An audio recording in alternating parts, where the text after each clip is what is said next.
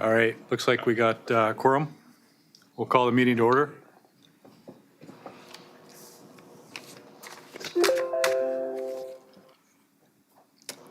Oh, here's Mr. Baker.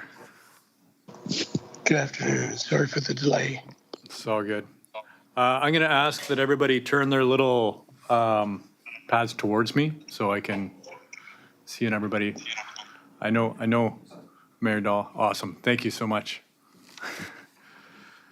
Can I get an adoption of the minutes? So moved. Second? Thanks. All in favor? So moved. Petitions and delegations, adoption of the previous minutes So moved. and seconded. You, all in favor? None opposed? There's no business, any business rising from the minutes? Hearing none. Move on to reports. So, welcome, Shane Berg and Shane, is it Simard? Yes. The floor is yours. Sorry. Motion to receive the report. Okay, can I get a motion to receive the report? So moved. All in favor? None opposed? Excellent. And we'll say the floor is yours. And here's our PowerPoint.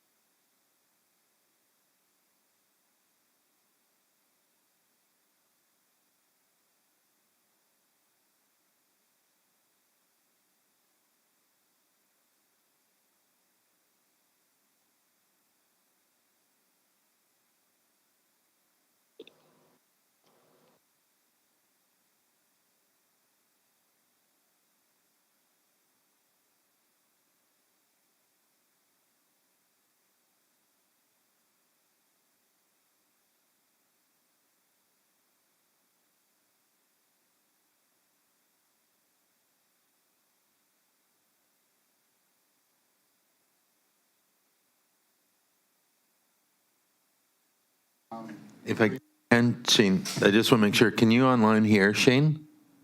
Thumbs up if you can. Sorry, I didn't hear Shane. No, I hear you.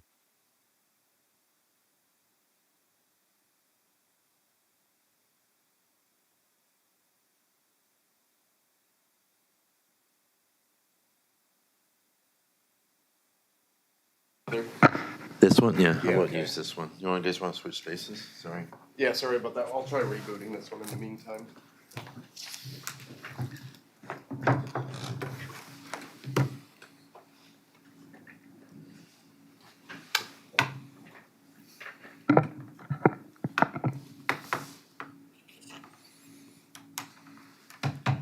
Hopefully it comes back. All right. Mr. Chair, do I have to go over my humorous introductory remarks again? No, you can carry on for where you left off. This was all right. Thank you, though. We enjoyed it.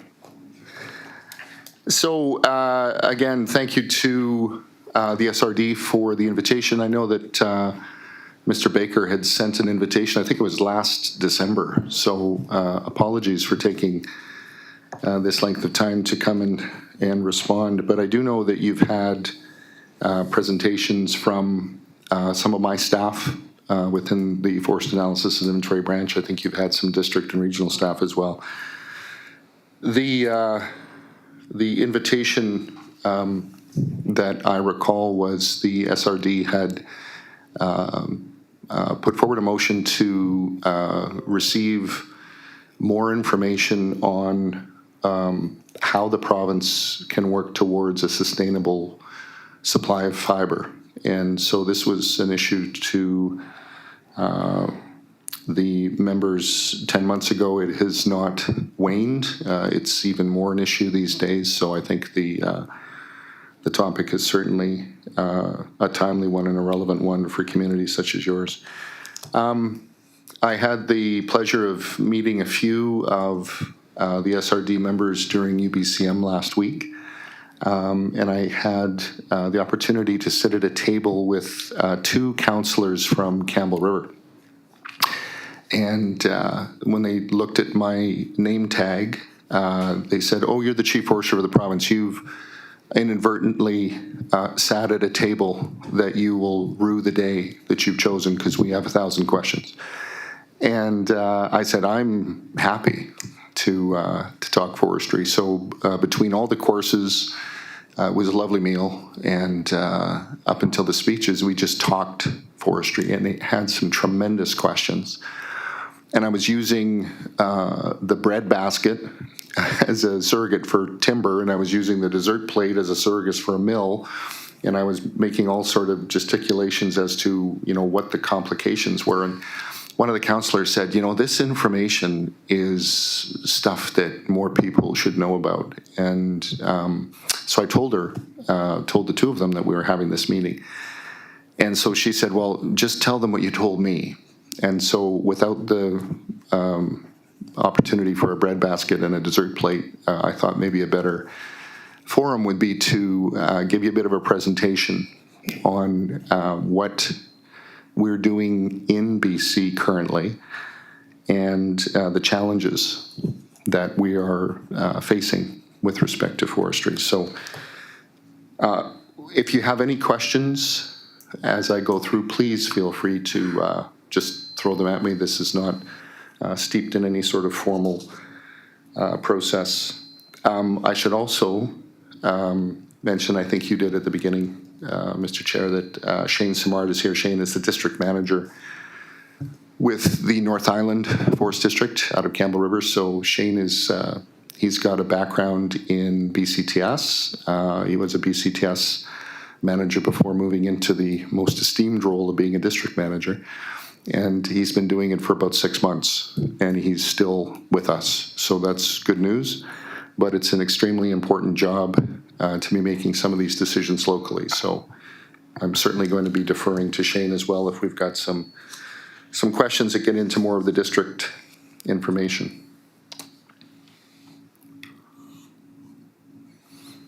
Which button am I pressing, Betty? Oh, there we go.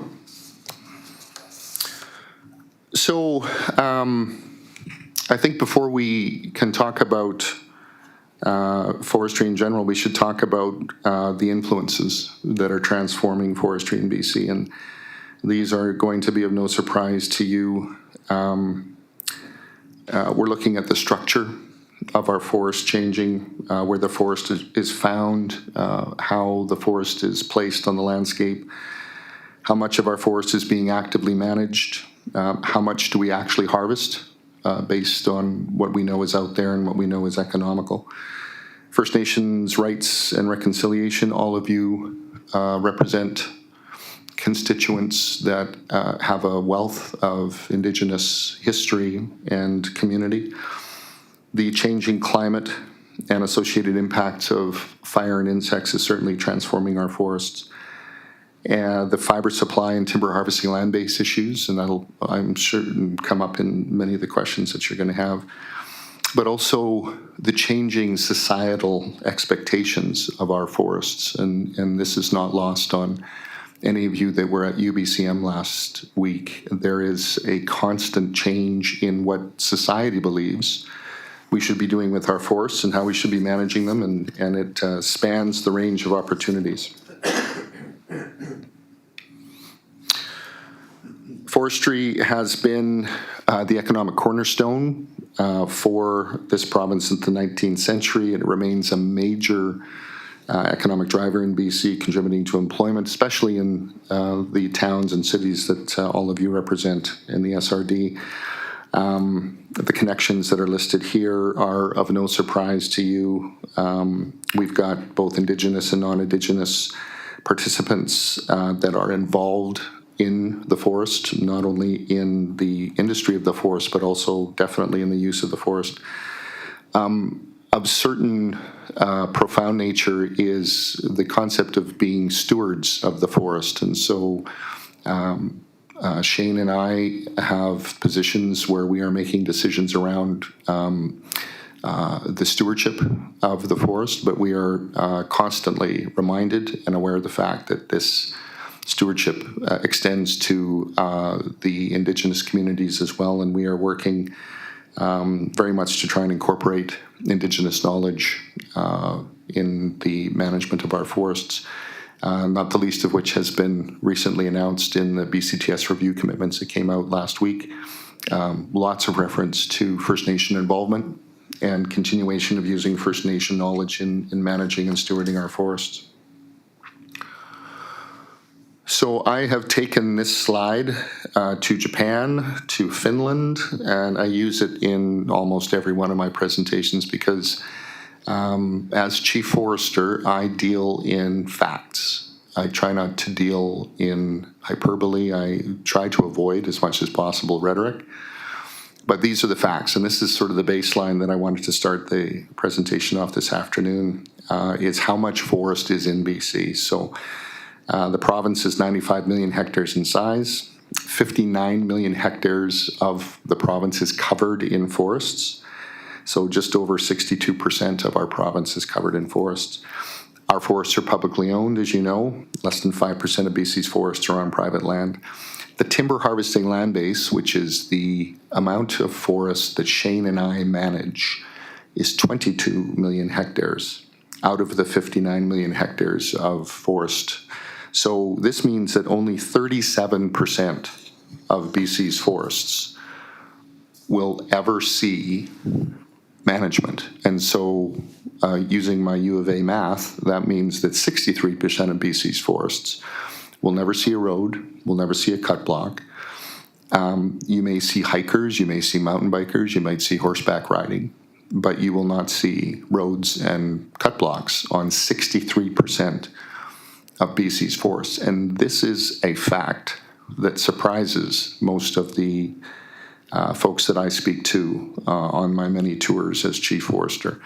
There is a perception out there that BC's forests are being over-harvested, that they are being the last vestige of old growth, and very critical and unique forests are being devastated. We've got the European Union definition on deforestation, claiming that British Columbia is denuding its forests in a manner that doesn't meet the international standards. So I use this slide to make it very clear that the management of our forests is of paramount importance, but just for everyone's knowledge, we manage 37% of the forest in the province, and 63% of the forests are going to have old forest habitat, unique ecosystems that we will never disturb. And so that is a fact that one of the facts I hope that you'll take away from this afternoon's presentation. Can I interrupt you if I can? And has that number increased or decreased over the last 10 or 20 years? I would suggest that we've recruited more old growth as the forests get older, but we've also seen old growth harvested over the last number of decades. So you'll probably see sort of a roller coaster effect. You'll see more forest going up and some forest going down. The other part of the timber harvesting land base that I think you're referencing is in the earlier part of forestry, we didn't have the technology to log on steep slopes, like heli logging, for instance. And so you have seen an increase in the timber harvesting land base, you know, versus what we were able to harvest in the 1960s versus what we'd be able to harvest now. But as Shane can attest, you know, some of that merchantability and access is going to possibly change the amount of timber harvesting land base that we have economically going forward. Kermit. Yeah, you mentioned the European Union and the perception that we're over-harvesting, that they're spreading. Generally, those groups are super well funded by some wealthy eco-terrorist group. So I'm wondering, how much is the province spending to educate people that that isn't fact, that that is just ideological BS? It's a great question, Mayor. I was in Japan in May, speaking to wood buyers, pellet producers. Their 2x4 industry in Japan is huge. They use our lumber to make panels for housing. I was asked to go over to give this type of presentation to help the Japanese buyers know that the rhetoric that they're hearing was false. We are not grinding our old growth cedar to make pellets. That's a fact. And so that was kind of the premise for my going over. So that was an investment. I've been to Finland 2 years ago to share information. The Finnish people in a country a third the size of BC harvest the same amount as we do, but they've been practicing innovative silviculture for 5 generations in Finland. There's a Asian wood tour happening next month, I believe. I think the minister, a number of First Nations, my deputy minister is going. So these investments in spreading the facts, I think, are being shown. But it's more than just jumping on a plane and going to another country and sitting in a boardroom. It's about having a resource for your general British Columbian that they can go to and they can click on something and say, well, so where is this chart that the Chief Forester is purporting to be the facts? And we are working to make this information more readily available. We're working within the Office of the Chief Forester on a new reporting tool called the State of the Forest Report. And for many of you that have been involved in forestry for 38 years, you'll know that there was a time when the Chief Forester would put out a State of the Forest Report annually. It's something that other provinces do. We have stepped away from that in the last probably decade or so, just because we were, dealing with things like mountain pine beetle. So the state of the forest was constantly in a flux. Wildfires were also something that it was very difficult to sort of report on an annual basis with any sort of relevance to the public. So we are getting back into that State of the Forest Report, and I think that will probably be another source, Mayor, to get these facts out into the public. We don't have like a campaign of any type being used publicly in newsprint, magazines, online, social media, TV advertising, nothing like that. I would say that industry has taken a big role in that. COFI, the Independent Lumber Manufacturers Association, truck loggers, et cetera, they've got the sort of the advertising, marketing resources to do that. I know they're very proactive in that regard. The provincial government tends to take more of a subdued approach historically, but we are moving in the direction of having more information being available and taking proactive steps to make this information available. I'll use BC wildfire as an example. So we had some unbelievably devastating fire seasons, and BC wildfire was finding that the information source to the public was predominantly Facebook and Instagram. And so they took steps about 4 years ago to change that. And they dedicated a tremendous amount of resources to communications. And so this year, as an example, which wasn't as devastating a fire year as it has been, but they were on top of the information in a manner that they've never seen before. The public had information at their fingertips. You can all download a BC Wildfire app and be able to pinpoint exactly where fires are and how big they are and how many helicopters they have deployed. So I think there's room to take that as an example of how we can do a better job having information available. And so that's something we're definitely looking at as a template. Yeah, thanks. I should ask you, are you comfortable with us asking questions throughout your presentation? Or Totally. Yeah, okay, Yeah, perfect. 'Cause absolutely. it's an easier conversation.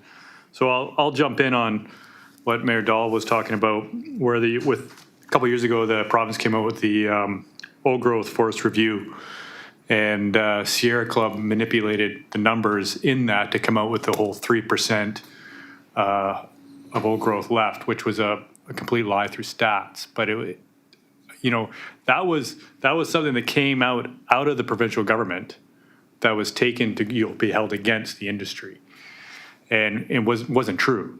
And then the industry had to defend itself on it. And problem is especially when you're working with environmental groups, anybody coming from the industry is skeptical. So, I would highly support more communications from the province as to what the actual facts are. Agreed.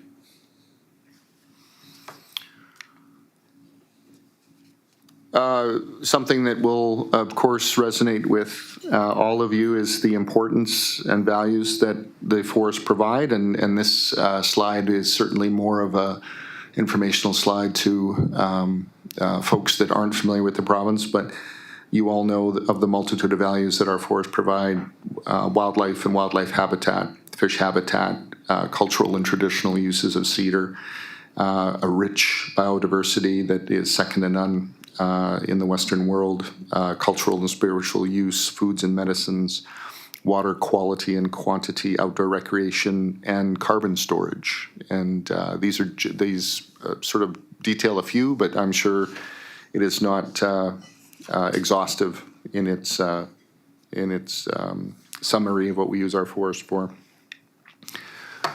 So the Chief Forester of the province has a unique role. I am the only statutory decision maker that makes an independent decision under the Forest Act. My decision can't be delegated. It can't be influenced or fettered. The minister can't call me up and say, hey, Shane, Port McNeil's really struggling. Could you do your best not to reduce their harvest level any further? So the allowable annual cut, or AAC, as many of you know it by, is the maximum rate of timber harvest permitted each year within a forest management unit. We have 71 forest management units within the province, 37 TSA, timber supply areas, and 34 tree farm licenses. And so I determine, and my two deputy chief foresters determine the AAC for these 71 forest management units over the course of 10 years in return.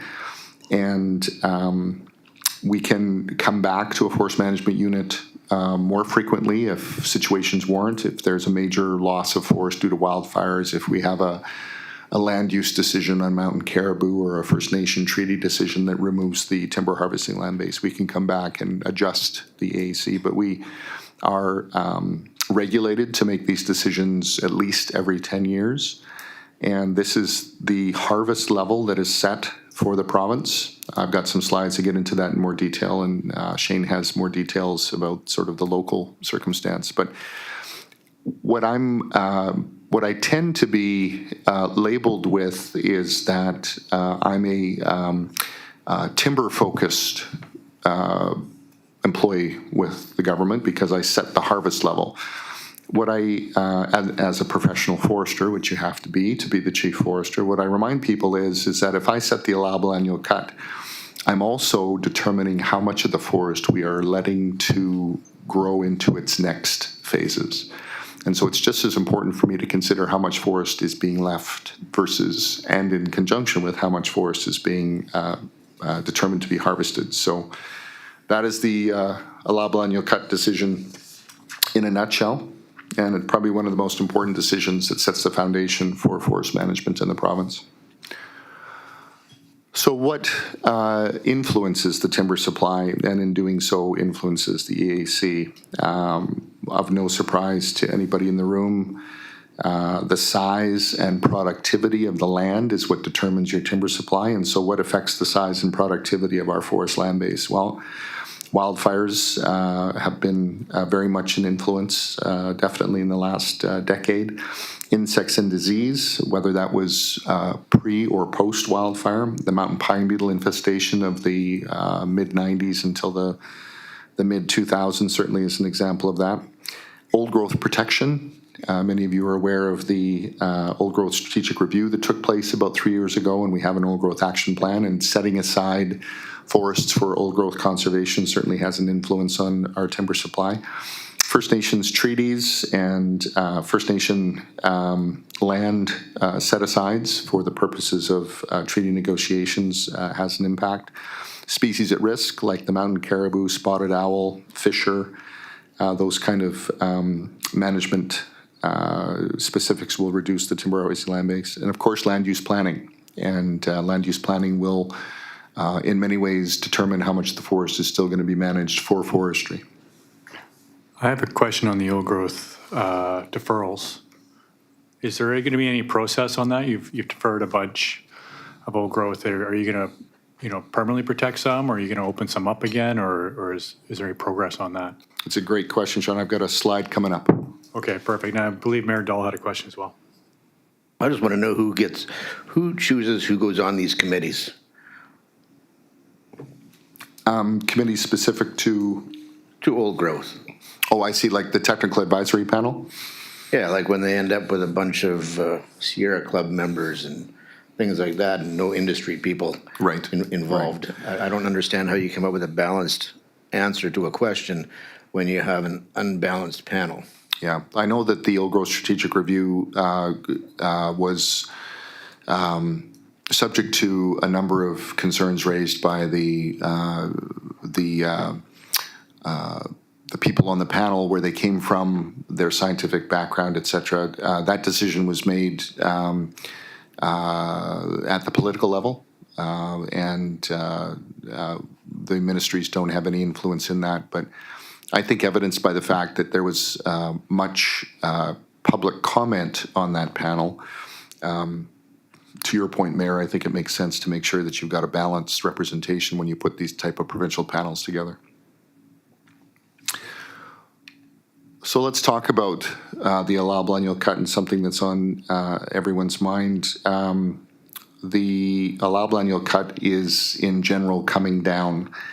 And as the previous slide mentioned, there's reasons for the way that it's coming down. This chart describes the historic and future AACs projected for the province.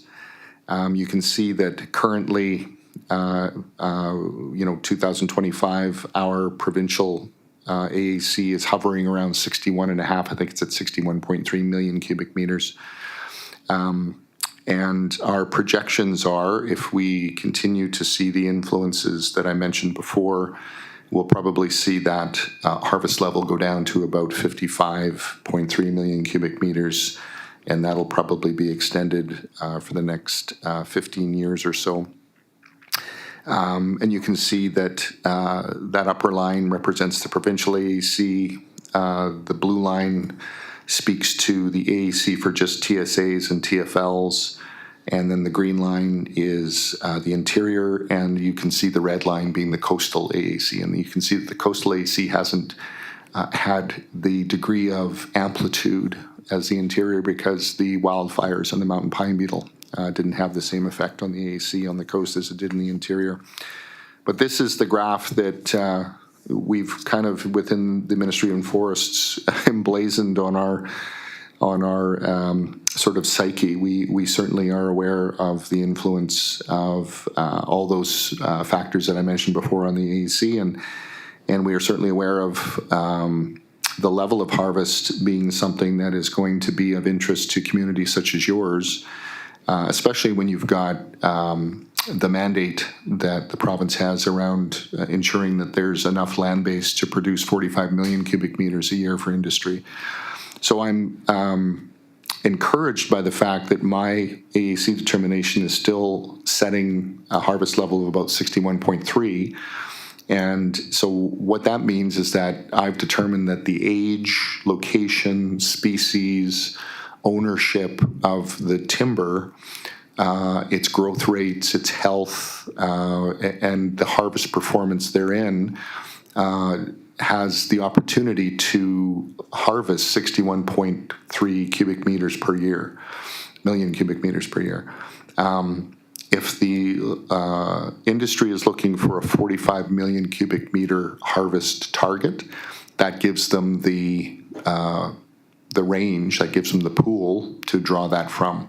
The challenge being, and Shane is probably going to get into the details a little bit more, is when you factor in markets, when you factor in tariffs, that tree can be available for harvest, but it may not be something that a licensee can harvest today just because it doesn't make economic sense. And so that's the difference between the AAC that I set and the harvest performance that's taking place across the province.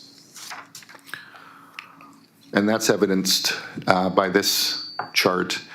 The yellow line above is showing the allowable annual cut for the province, and the blue bars is showing what the harvest performance has been over the last number of years. And so this is quite the graphical representation of the fact that harvest levels have seldom met the provincial allowable annual cut. And if you look at 2021 as a specific bar, many of you will remember that that was the highest market value year for lumber that we'd seen in probably 2 decades. Lumber was selling for $16.50 1,000 board feet US. I think it's hovering around 500 or 600. Shane, I'm not quite familiar with what the value is today, but so it was about 3 times the value. And we still didn't see the AAC completely harvested that year. And there's a number of factors for that. And a number of those factors actually have been addressed through the BCTS review, recognizing that when markets are good, we should have the process and the policies in place to be able to access the allowable annual cut. This isn't saying that we're moving into areas of the forest that we shouldn't be. This isn't saying that we're expanding our harvest into protected areas. This is saying that we want to make sure that we have the policies and the process to get the timber when the timber is valuable and when the licensees can afford to make it economically viable. And that's really the goal for a number of the initiatives and a number of the processes that we've been working on. Just a quick question while you're on that slide. 2024 looks like the lowest harvest year in the whole slide since 2000. 2025, is it looking to be even lower than that? Probably. Yeah, that's what I suspected. Yeah, and that has a lot to do with the fact that, as we were talking before, Sean, some licensees are paying a 52% tariff now to ship their lumber across the line. With the U.S. being our major export recipient, you're just not going to be harvesting blocks knowing that lumber is just going to sit in your yard. And so that is something that's outside of the Ministry of Forest control. It's outside of my control as Chief Forester, but it's certainly contributing to it. And that's probably going to be the reason that this year may have an even lower harvest level. Thanks. Director Pottage had a question as well for you.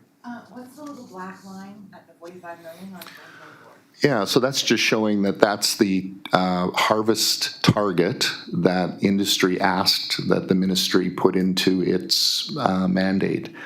And so my minister has a mandate to ensure that we have a sustainable land base that 45 million cubic meters can be derived from. So because the ministry doesn't determine where harvesting takes place, we don't tell licensees where to develop blocks, we don't tell them where to build roads. What we have as a mandate is to produce or to ensure that we have a land base capable of producing 45 million cubic meters. And that's imperative, and I'm glad to be able to speak with the SRD on this topic. Many people at UBCM said, so Chief Forester, you're going to make sure that you give us 45 million cubic meters. And I corrected them by saying, I'm going to make sure that the land base, the forest land base, has the capability of finding 45 million cubic meters. Now, whether that 45 million cubic meters is economic today is outside of my control. That's sort of an international market situation, but that's where the 45 comes from. Director Dahl? A couple things. 45 million cubic meters is what the industry was asking for to put them on life support. That was a minimum allowable cut that they were asking for so that businesses could survive, not be profitable, but be able to survive. The provincial government has taken 45 million cubic meters to heart and seems to be, and I'm not talking about people in this room, but the minister seems to think that 45 million cubic meters should be the goal. And it shouldn't be the goal if we want to have a thriving industry where people are profitable and communities are being able to resource amenities that are required. The impact of what's been going on communities socially has been devastating.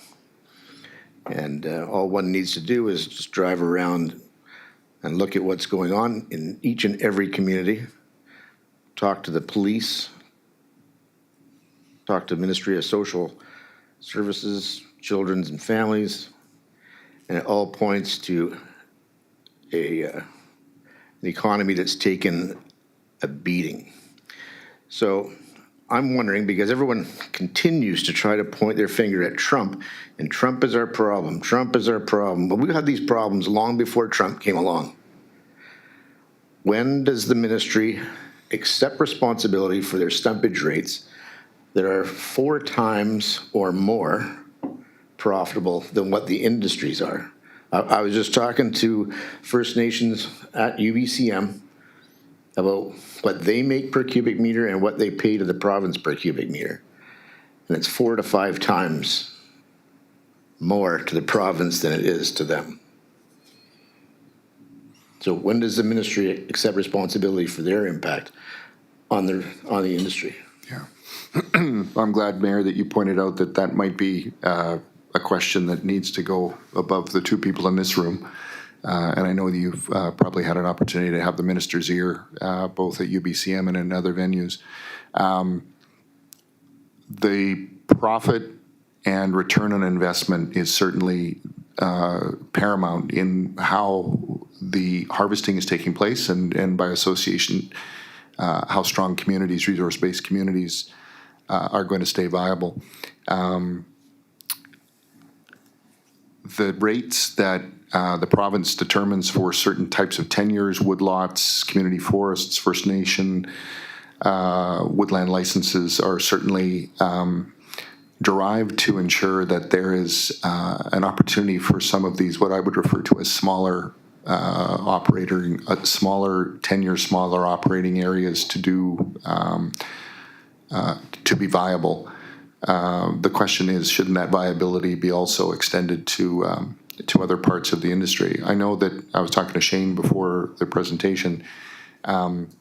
He has about 3 million cubic meters of harvest, much of which is at 25 cents stumpage that the licensees aren't actioning. You can't get lower than 25 cents. So if we've got 3 million cubic meters of timber out there, part of the AAC, that licensees aren't actioning, they're not harvesting, they're not putting it through their mills, and it's 25 cents. I'm not sure how we can make the profitability any more viable at this stage. And I do think that, to your point, Mayor, this happened before Trump. I think right now, if we can't harvest wood with a 25-cent stumpage, it's got to be something beyond processing and permitting. There has to be a larger influence in that. Is there the potential to look at some high value stuff and, average cost it so that it can become more economically viable? That's probably a question for my colleague. Unfortunately, yeah, we don't set stumpage either. Just jump on your mic there so those online can hear you too. This one's not working. Still not working? No. Oh, okay, Try to sorry. shift over to a different seat. Yeah, that's a great idea. Thank you.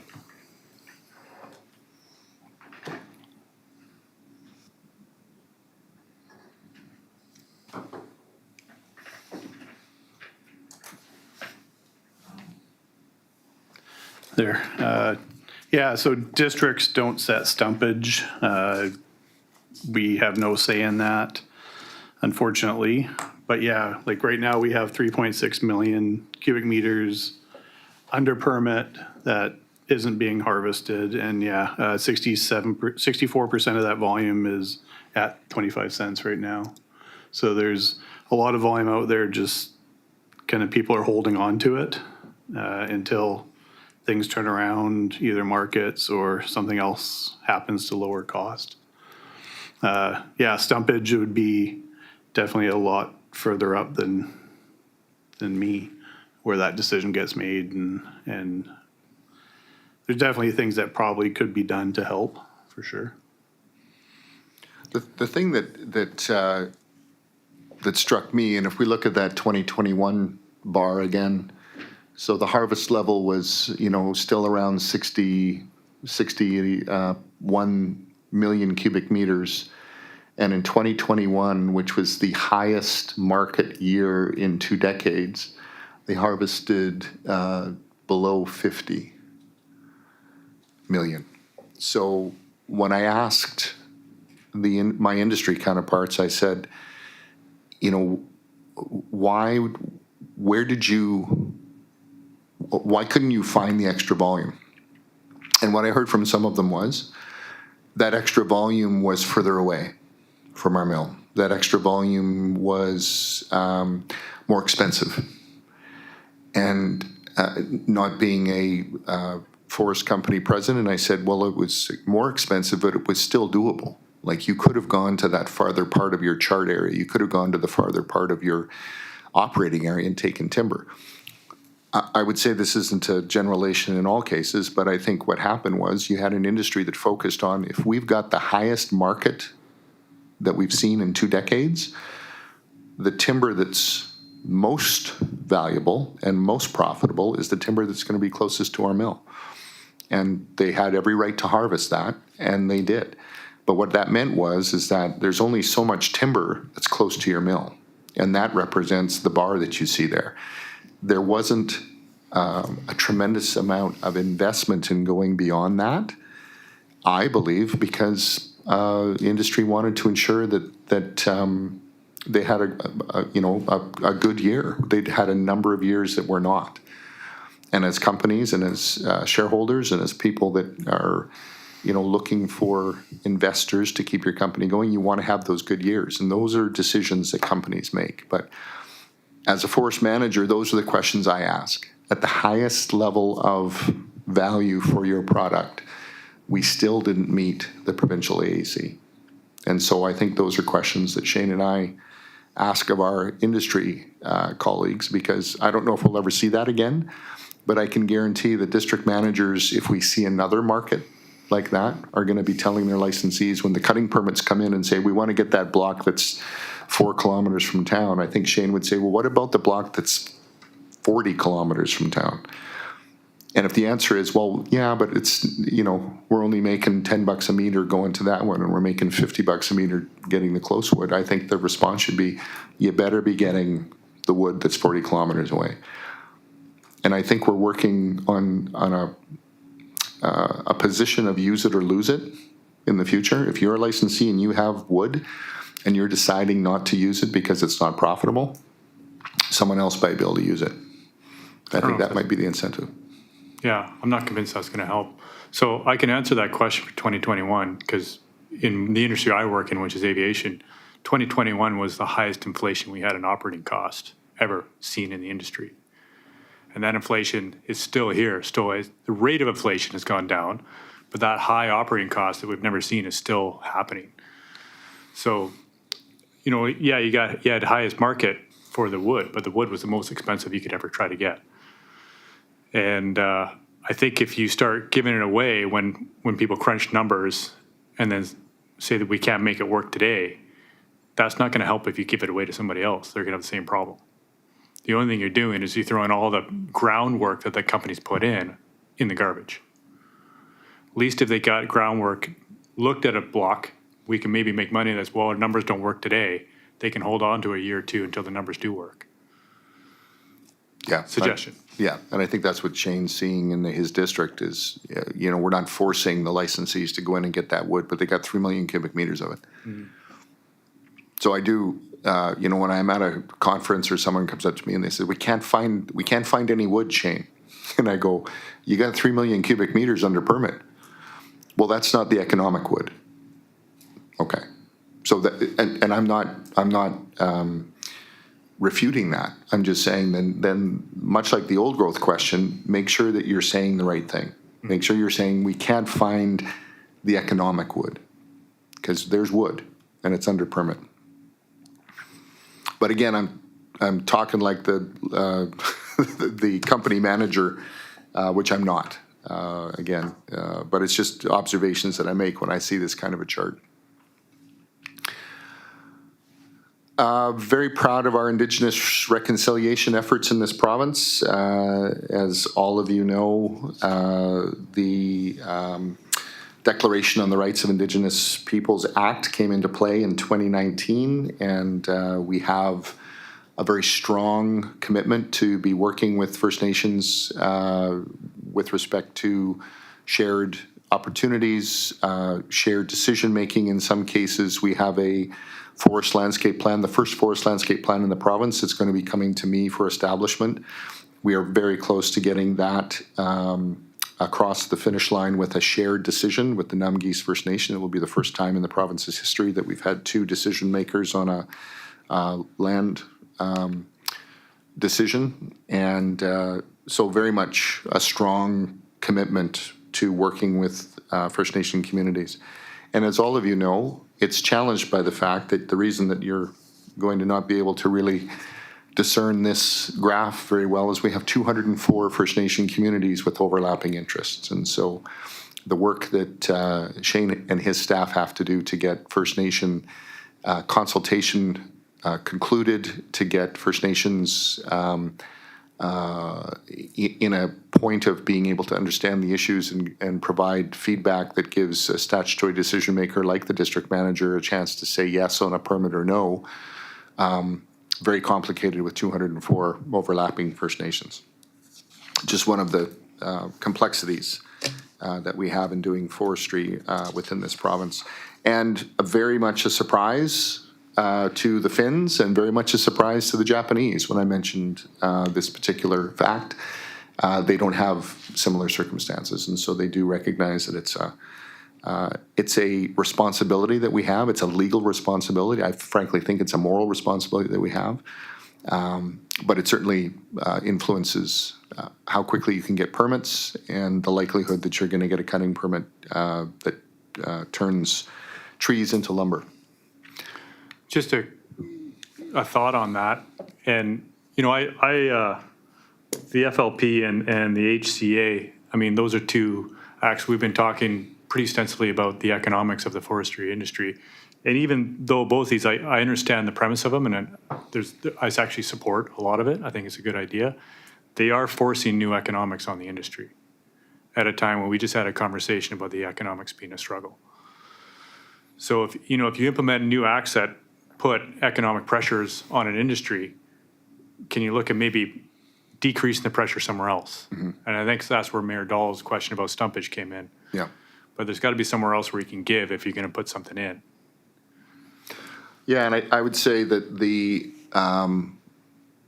examples where we've had partnerships with First Nations and industry have seen more success because then there's a shared understanding of what that return on investment is. And the First Nation absolutely sees that this is not a money tree, pardon the pun, and that they do share in the profits and losses. And I think that's really where industry has its greatest degree of success, and they have those partnerships. So let's talk about something that our friends to the south don't believe in, and that's climate change. This is a huge influence in what is causing our forests to be more susceptible to things like insects and disease, wildfires. The figure on the left shows the BC historical and future summer average temperatures, and you can see that summer temperatures are projected to go up 2 to 4 degrees in the future, which will cause large summer moisture deficits. and further increase the risk of wildfire and drought. And the figure on the right projects summer climate moisture deficits. So the moisture deficits are predicted to be how much moisture is available for plants, animals, etc. And the darker the polygon, the more deficit is going to be experienced. And so this is by no means a surprise to anybody, but this is the science. When someone says they don't believe in climate change, I show them these graphs because this is the science. This is what our numbers are telling us. This is what our predictive models are telling us. And I think it's absolutely having an impact on our forests, as evidenced by our wildfires. This really got my Japanese hosts interested, and our Finns. That Finland, I think they had a fire season of 230 hectares this year. It's 95% private land, so I recognize the fact that if you're the landowner, you're going to make sure that you're keeping stock of what's happening. They don't have the remoteness, they don't have the weather, but 203 hectares of wildfire versus the photo on the left you'll all recognize as the Donny Creek wildfire, northwestern BC. It's exceeding 600,000 hectares in size. It even burned a little bit more this year. An unbelievable amount of devastation across the province. Over 2.8 million hectares of forest burned in 2023. That's almost 5% of BC's forest land. And so we have to take stock of that. And I know it's not as big an issue in the SRD, but I have family in Port Alberni, and they didn't have a great summer this year with the Underwood fire. And I think it's just the canary in the coal mine telling us that our coastal forests are no longer going to be devoid of wildfire influences. Climate change is going to make sure that we have to be careful in all parts of the forest. And this is just a graph showing the amount of wildfire in hectares that has happened since the early 1900s. 2024, 1.1 million hectares. 2023, 2.8 million hectares. 2018, 1.3. And 2017, 1.2. We don't have any numbers for this year yet. It'll be lower. We were fortunate enough not to have as large a fire year that we did. And the largest impact to wildfires is not only just the impact to the timber, but it's the greenhouse gas emissions that come with it.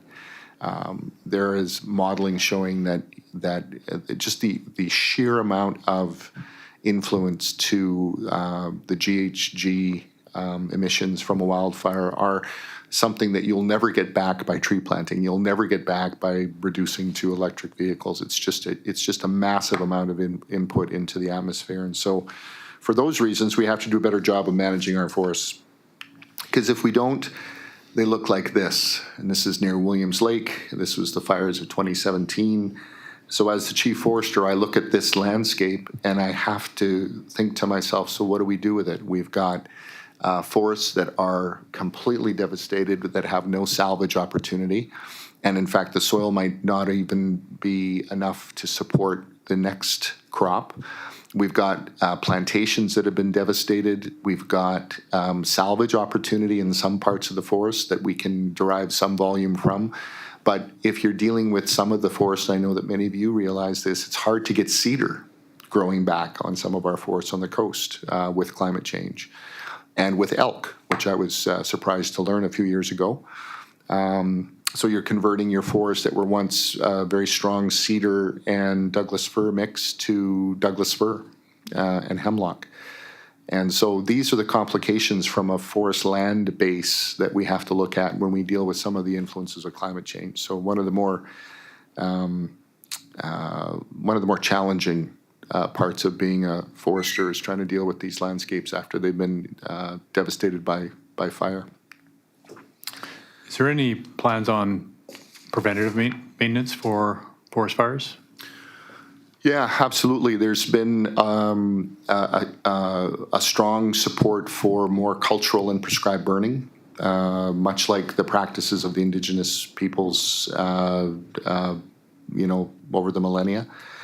We're also embarking upon more commercial thinning and doing more partial cutting. The minister has made it clear that he would like to see more active management in our parks and our protected areas, which has garnered a tremendous response from some of the sector, both positive and negative. But the minister's on record saying he didn't become forest minister to see parks and protected areas burned down. And so he would like to see some forest management take place along those perimeters. Because if Tweedsmuir Park is any example, some of the largest devastations, whether they were mountain pine beetle or fires, have started in a park and then have moved into the provincial forest. And so he really is a strong proponent of doing more active management. And in this case, that's prescribed burning and thinning. Sorry, Director Pottage? Just a question about, you said the cedar is not growing in our area sometimes. Is it shifting to another area? Like, as climate kind of shifts, are we noticing where it's easier to start? Yeah, so we have a climate-based seed transfer program within the Office of the Chief Forester. And what my climatologists and silviculture scientists have done is they've determined where in the province species are going to have a more difficult time growing and where species can now be imported. So you might have been able to plant ponderosa pine, as an example, a very dry species in the interior, only to a particular part of the province. Now you can plant ponderosa pine further up in the province because climate change is making it warmer. So in the same circumstance, we're trying to make the same sort of choices with species selection and reforestation. The Forest Improvement and Research Branch sits under the Office of the Chief Forester. We're developing seed for drought-resistant cedar. We're developing browse-resistant cedar.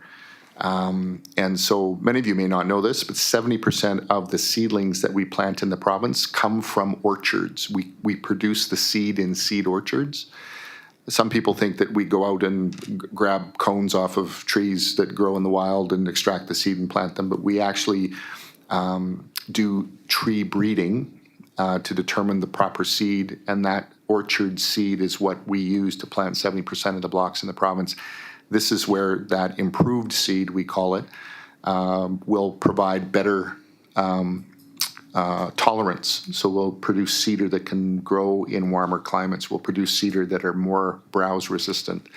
It takes about 20 years to get from a program of seed improvement to actually producing seed. The Tree Seed Centre in Surrey is where we store all the province's seed. And that's where a lot of our science hits the ground. So yes, we are, very long answer to a very simple question. We are trying to use science to make sure that we're putting the right species in the right part of the province to have the most success. As a silviculturist, I have to show you drought pictures. And so this is, again, a circumstance of climate change. And so we've got plantations that look like this. Despite the efforts that we make to plant the right species at the right time, we are seeing climate change having an influence on the success of our plantations, which has a direct effect on our path to 45 from the licensee's perspective. So I've shared with you a whole bunch of doom and gloom. This is what we're doing to try and offset fiber supply reductions within the Ministry of Forests. We're doing more fertilization. We fertilize between 20 and 40,000 hectares a year to get a boost in some of our most productive forests. And so we will fertilize to get that additional growth in yield and also sequester more carbon. So the fertilizer has two benefits. We're doing more commercial thinning. The first BCTS commercial thinning sale was awarded recently. First time that BCTS has ever put out a commercial thinning sale, so that was great news. I have a silviculture innovation program within the Office of the Chief Forester. The province invested $10 million to come up with innovative harvesting practices, much like commercial thinning and partial cutting. We're updating our guidance and we're doing fuel management. in order to ensure that we've got less chances of our forests burning down, much to Chairman Sean's question before. We're doing more planting. We planted the 10 billionth tree in 2024. BC's been planting trees since 1930. We plant, on average, about 270 million trees per year. We had an all-time high plant a couple of years ago of 300 million trees. Planting is done by both the licensees, by BCTS. I have a forest improvement program within the Office of the Chief Forester. And so we are one of the few countries that have a reforestation obligation by law.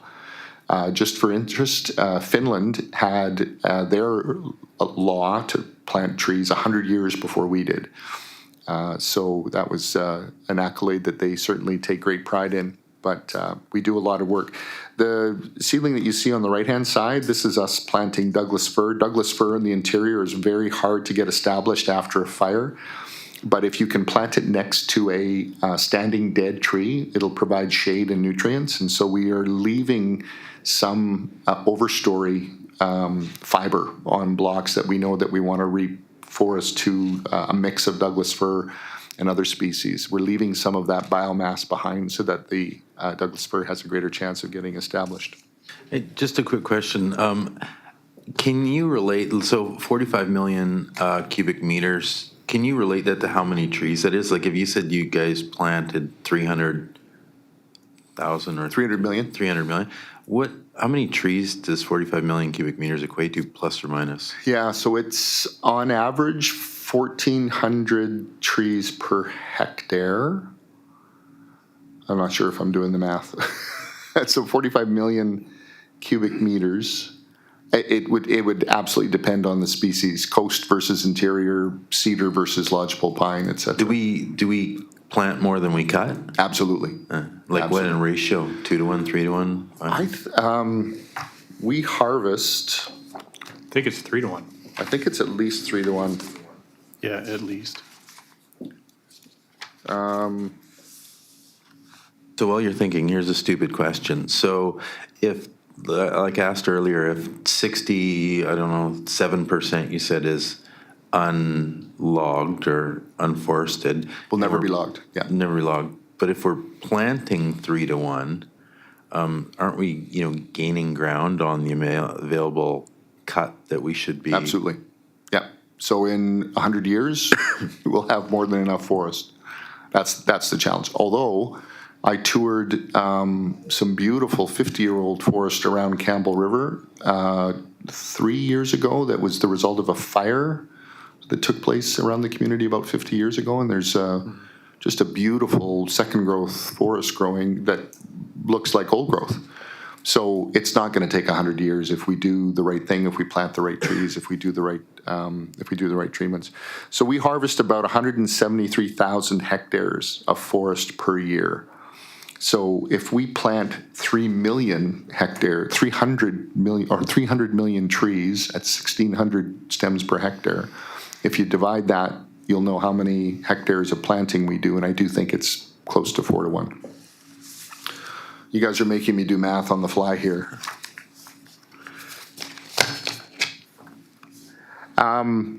So let's get into my, again, more reforestation photos.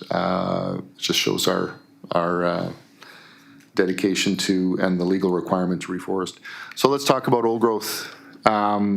This is what most people think of. This is not the most beautiful old growth photograph that you could come up with, but these are the forests that Sean and I commonly have to make decisions on, and these are your old growth cedar, second growth coming up underneath, some biomass on the bottom. This is what people think of when they think of old growth in British Columbia, these beautiful ancient forests. What I remind people is that old growth is defined as any forest greater than 250 years old on the coast and any forest greater than 140 years old in the interior. So old growth does not mean 1,000-year-old cedar. 1,000-year-old cedar are part of old growth, but I just remind people that any tree tree greater than 140 years old in Kamloops, where I work, is old growth. And that tends to cloud the issue when people say they don't want us to log old growth. BC has to stop logging old growth. Well, if you stopped logging 140-year-old trees in the interior, you wouldn't have an industry. If you stop logging 250-year-old trees on the coast, you won't have an industry, because there's a tremendous amount of 250-year-old trees that are growing that make up most of your districts. We're trying to protect the 600-year-old cedar and the unique ecosystems and those very specialized areas that have massive trees. We are actively trying to protect those areas. But every 250-year-old cedar on this, or Douglas fir, coastal Douglas fir within this province, if we were to remove that from our harvest profile, we wouldn't have a forest industry. How do you determine a unique ecosystem? There's a methodology with respect to the vegetation, the biodiversity that the vegetation denotes. There are certain ecosystems that are very poorly represented across the province due to primary forests being harvested. So the forest ecologists have determined particular ecosystems represented by certain plants, certain locations, that we don't have a lot of. And so these were part of those old growth deferrals that the technical advisory panel came up with. They really focused on old growth that was unique and at risk.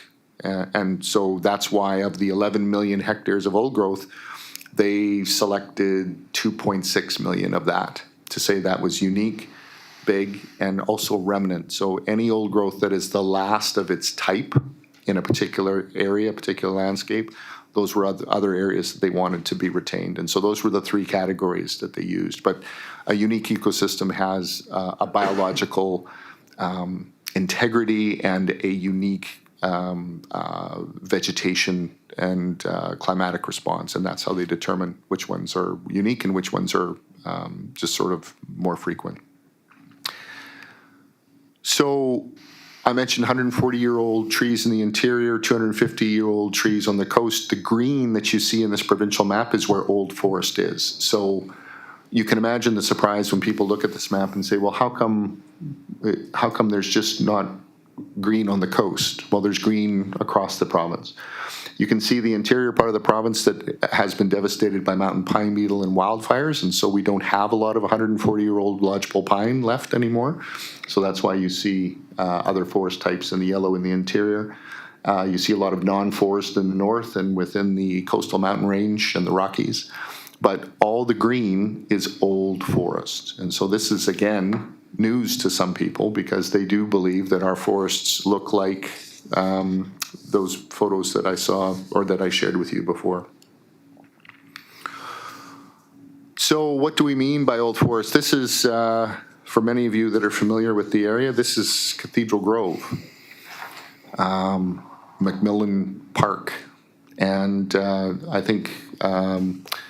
McMillan did a great thing by donating the area to the province. But for any of you that have driven through this area in the last little while, you'll know that these hemlock were never intended to grow as old as they are. They are falling over, they are blowing down, and as a result, this type of old growth forest isn't something that people think of. But it is old, and I would say that it's probably excessively old. In fact, it's decadent, and I think that the number of times that I drive through Cathedral Grove last night, filled with tourists that are walking through it, getting a sense that this is an example of BC's old forest. This is an old hemlock forest that really wasn't supposed to get this old, and it's showing its age. And as an example, when people say we want to preserve our old growth forests forever, I show them this slide because your forests aren't going to last forever. Mayor. Bill? I'd just like to hear you describe the health of Cathedral Grove and these basically unmanaged forests that are left alone so that we can pretend that we're preserving something, but really what we're doing is destroying it. I'm not a forest ecologist, but I do know that there are certain ecosystems that will not support trees beyond a particular lifespan, just because of the moisture, because of the exposure to wind, exposure to disease. And so this is one of those, this was the circumstance that I found within Cathedral Grove, is that many of these just ancient hemlock are hollow shells on the outside, and they're blowing down. It's a lovely example of what happens to a forest when you let it just go. But my point being that that is a forest that is probably not going to be something that we'll see beyond the life that it's supposed to be there. The tree on the left that I've just shown you is the Chiwat Giant in Pacific Rim National Park, the largest living tree in Canada. It's 19 and a half feet, 5.86 meters at breast height, and it's supposed to be 2,500 years old. That's the tree that we should be protecting. That's the ecosystem that we should be ensuring remains for our children and grandchildren to see. And so I do believe in a balance. I do believe that we need to protect and conserve unique ecosystems, our biggest trees, our oldest trees. But in the case of Cathedral Grove, I'm not sure what we do with it. We can't go in and start, it's a park. But our grandchildren will probably drive through Cathedral Grove in another 60 years and they'll see remnants of what used to be timber. They'll see some stumps. The other thing about Cathedral Grove is every time those trees fall, they're emitting carbon, right? They're sending carbon into the atmosphere. So I'm not anti-Cathedral Grove. I think it's a wonderful ecosystem to visit, but it is old growth and it is a tree and an ecosystem that I don't think was ever intended to get as old as it was. But we've taken steps to preserve it, but it's not going to be there forever. And that's what I remind people and the councillors that were at the table at UBCM. I said, you can't say we want to preserve this forest forever, because forever doesn't apply to BC's trees. But I'm a bit on a soapbox. This is one of my favorite topics because I do like to talk about the facts. So this is an old forest. This is in the interior. I don't know how many of you would jump on a school bus and go out and ask that this forest be preserved, but it's a unique ecosystem. This forest is in the alpine of Revelstoke. Someone guess how old this forest is. Just throw in a number. Just for fun. 490. It's 15 meters tall. This is an old forest. And so we just have to be sure of what we're talking about when we say old growth forest. And I guess this is my point, is we have such a unique forest ecosystem in this province that we just have to be talking about the same thing when we're talking about protecting something or talking about wanting to make sure that something doesn't get logged. Director Pottage. Since you mentioned the old growth forests, but just out of curiosity, do we have a plan for our future old growth forests? So you say we want to save ones that are the 2,500 years old or the over 400, and it's important to still cut some of the old growth forests we have at this stage. Do we have like a strategic plan where we're trying to let certain parts of trees grow up to become the 400 or the 2,000-year-old trees? Absolutely, and this was to Sean's, the chair's question before. We absolutely have an obligation to the people of British Columbia to ensure that unique, remnant, and big tree forests are protected. That was part of the old growth deferral process. 2.4 million hectares of those unique ecosystems were set aside. We are in the process of figuring out what to do with them now. We've worked with First Nations for the last going on 3 years to determine of those forest types, which ones do they feel should be preserved and which ones would they like to see part of their economic opportunity. And so we're at the point now where we can look at this 2.4 million hectares and start to understand what we can do with them. Now, a First Nation that looks at that giant tree might say, we don't need it. That doesn't give license for us in government to say, well, let's just put it back in the timber harvesting land base so Shane can issue a cutting permit over it. There's still a reason society-wise for some of these forests to be protected, even if a First Nation doesn't want them protected.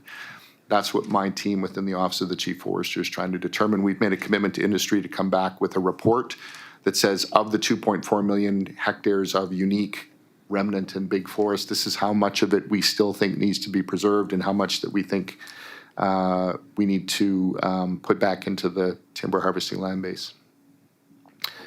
We have 11.1 million hectares of old forest. So that map that I showed you that had the green, 11.1 million hectares.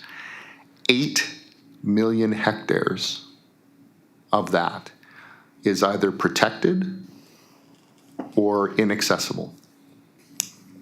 So this is another number that shocks people. Of the 11.1 million hectares of old forest, 8 million hectares is either protected or inaccessible. So 80% of our oldest forests are currently inaccessible or protected. This is what shocked the Japanese hosts of mine when I said, we aren't grinding up old forests to make pellets, as evidenced by the fact that we're only harvesting 20% of our old forests. We're focusing on more of the younger forests, more of our second growth. So those are numbers that I try to share and hope that people remember. And I know the mayor of Campbell River is going to say, well, Shane, here's another reason why you need to get that information out. And I couldn't agree more.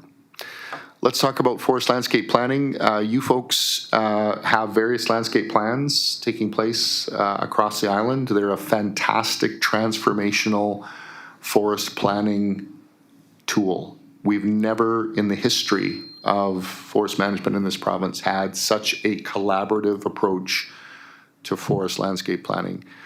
We have examples across the province of where it's working well. We have examples where it's extremely challenging. We've got examples where First Nations, where there's a number of First Nations that have differing opinions. We have examples where industry and First Nations are getting along very well. The TFL 37 example with the Num Geese in Western, I think, is going to be a great foundational first FLP.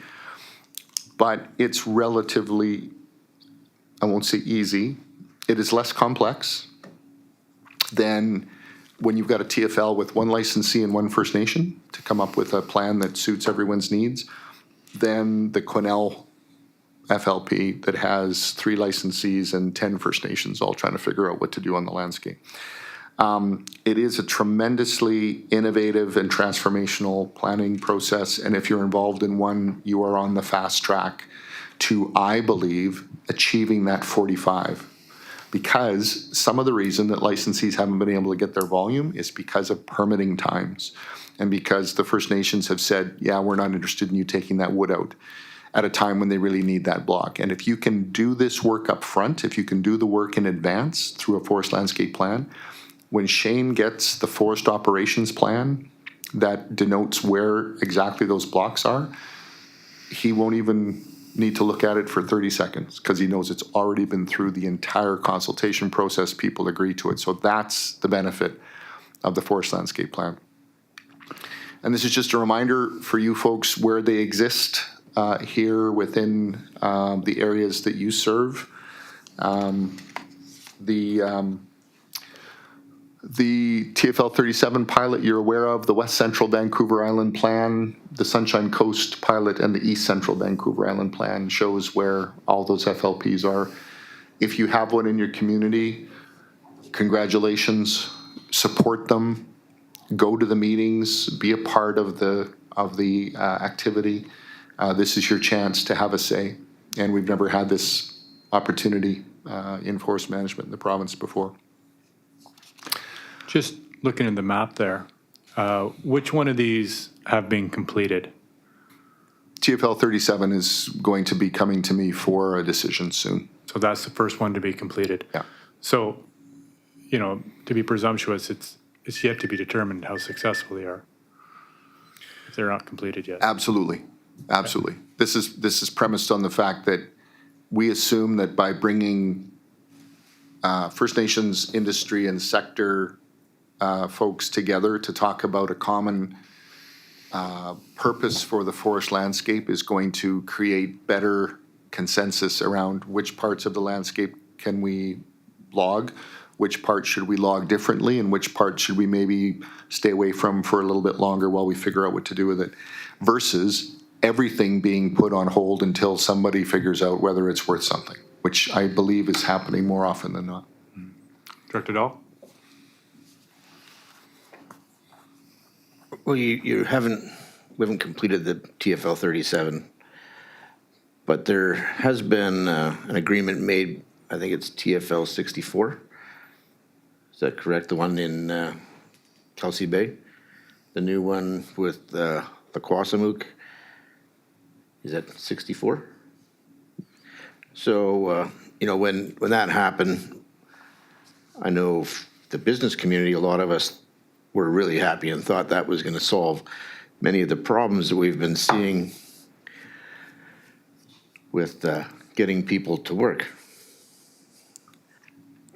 So, knowing what's happened there for the last 3+ months, and that quite likely that will be the template for what's going to happen at TFL 37. Wouldn't you say there's some reason for concern? I'd say TFL 37 is miles ahead of TFL 64 right now. You're not going to log with union workers?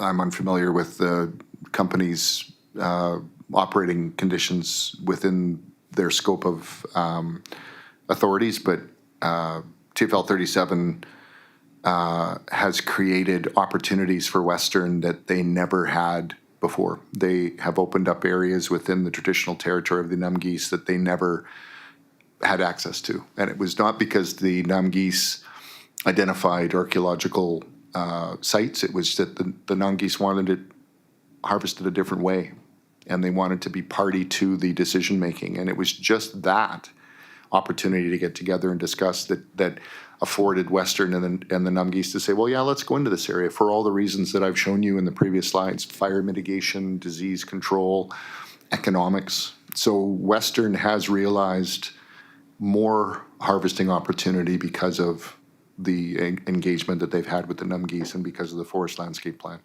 And we're hoping that that's similar for the others. But has there been any consideration of mitigating the issues that could come up with the unionized workforce that's going to have rights to an annual allowable cut?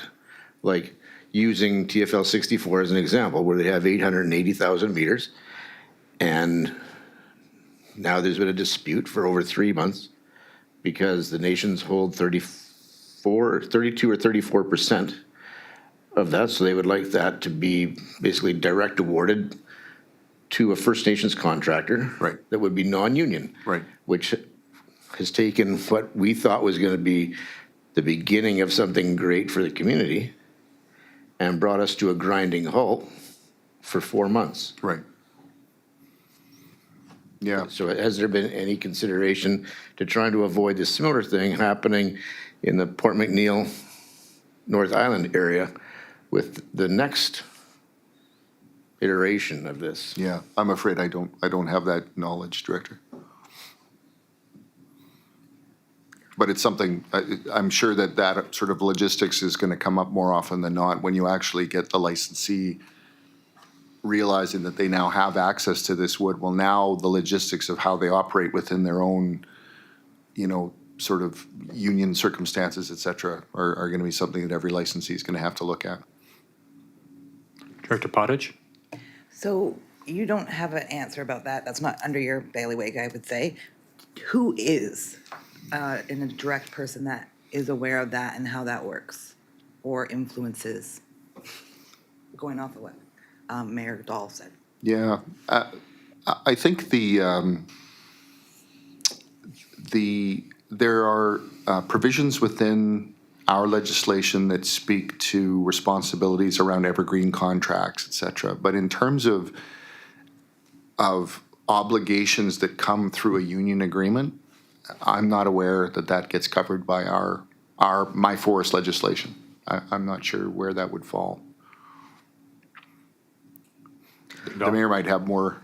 I can tell you that last week with Chief Shikite, we met with the labor minister and we met with the forest minister, and the chief asked both ministers to assign an arbitrator to try to bring an end to this. And neither one of the ministers would commit to doing that. So basically, nobody's taken responsibility for this, even though the ministry helped put it together.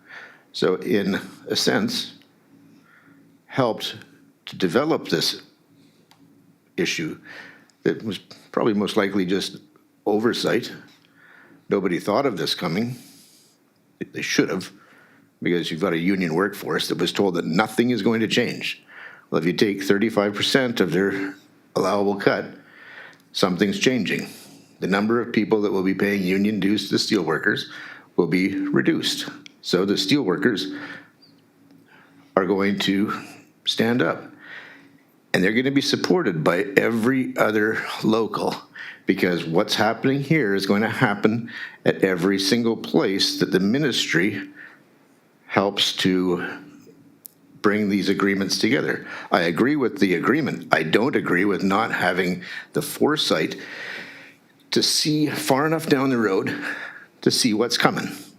And now they've brought our community that was already struggling. They're working on bringing us to our knees. And then they wash their hands of it. Director Pottage? Going off what Kermit said, so Kermit, is any of the union or the working groups like this Natural Resource Committee or all, I'm not familiar with all the different groups, can they come up with a little bit of an idea to present to any of these provincial entities that they might see as a solution to get people thinking about it?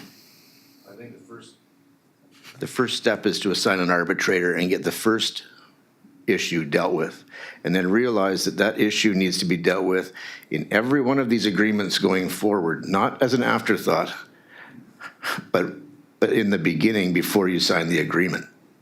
And they're going to have to bring the union in and consider that they're going to have some type of a security in the agreement, or this is going to continue. Or the NDP have to admit that they really don't care about the union worker and that they're going to allow this to continue. Yeah, this is probably getting a little out of my jurisdiction as Chief Forester. That's fair enough. But I would suggest that the forest landscape planning opportunity is there to provide a collaborative approach to deciding how that forest is going to be managed. That's my responsibility, that's Shane's responsibility. Once that forest is determined to be manageable by all the parties, and now the administration of permitting, laying blocks out, figuring out who's got the contract, et cetera, falls outside of Shane and my jurisdiction. To your point, Mayor, I think that you can't think about forest management in this province without thinking about the workers. And I'm sure you're trying to figure out which government jurisdiction has the authority to influence that. At this stage, unfortunately, it's not the Chief Forester. No, it's the labor minister.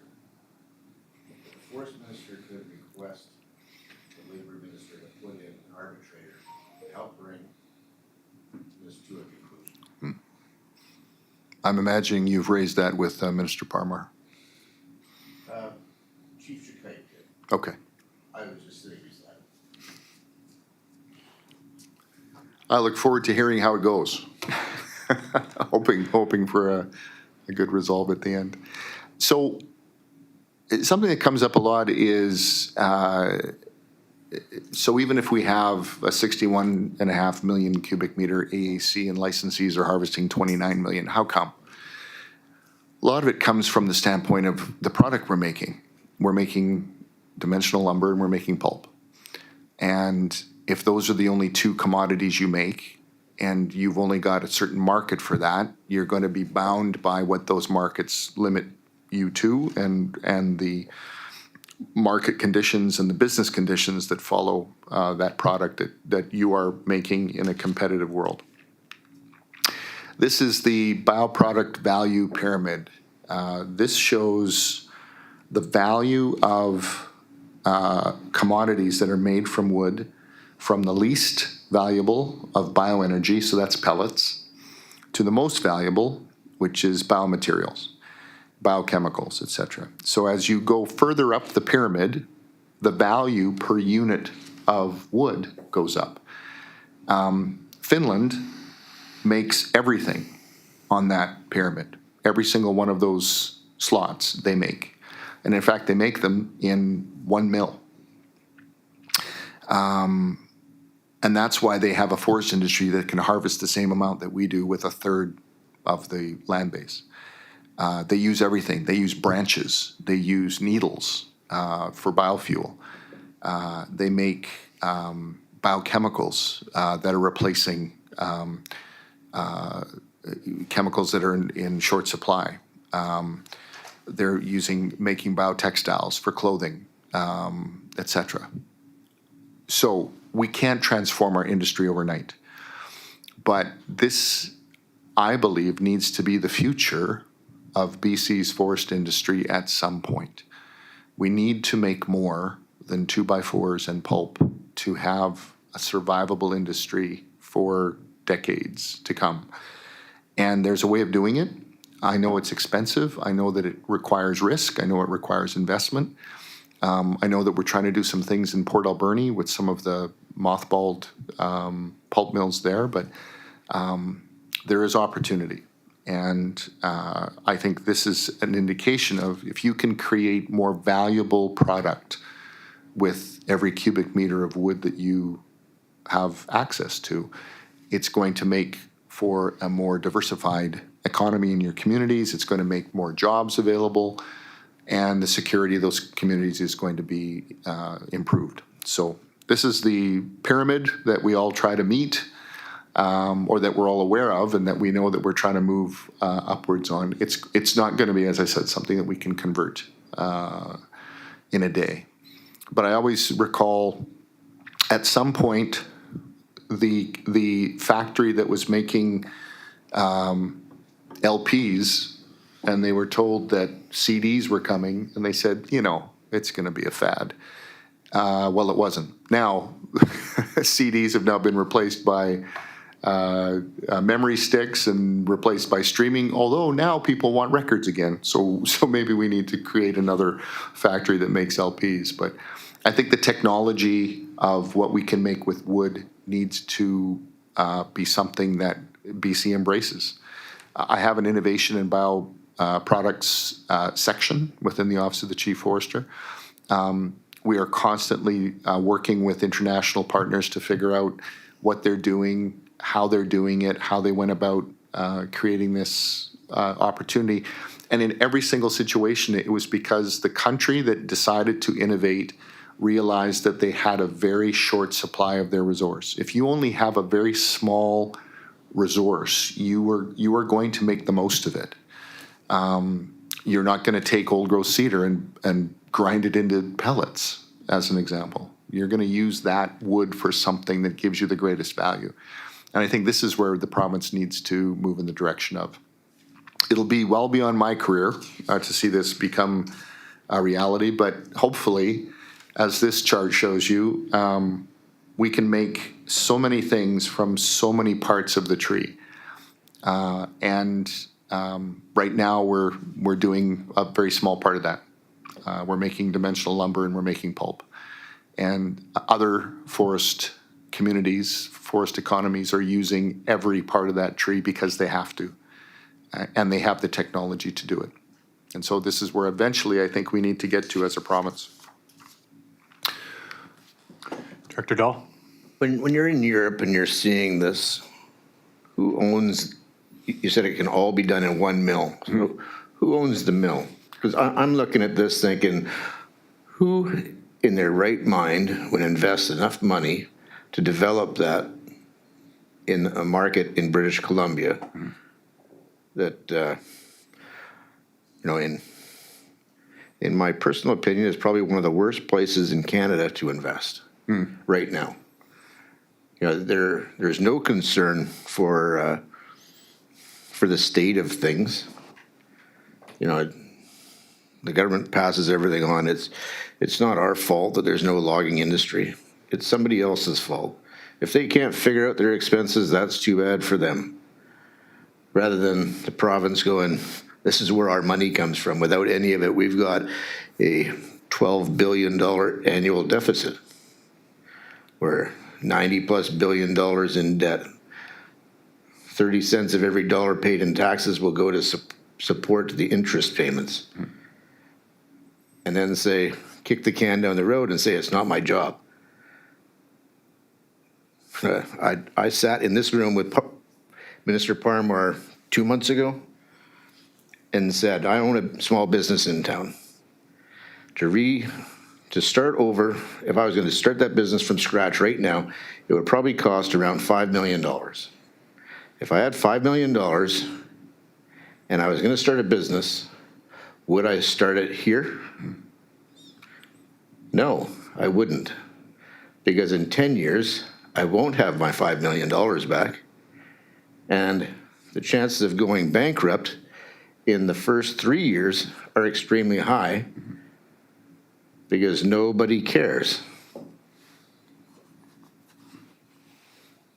So who would spend, that's going to be hundreds of millions of dollars to develop that.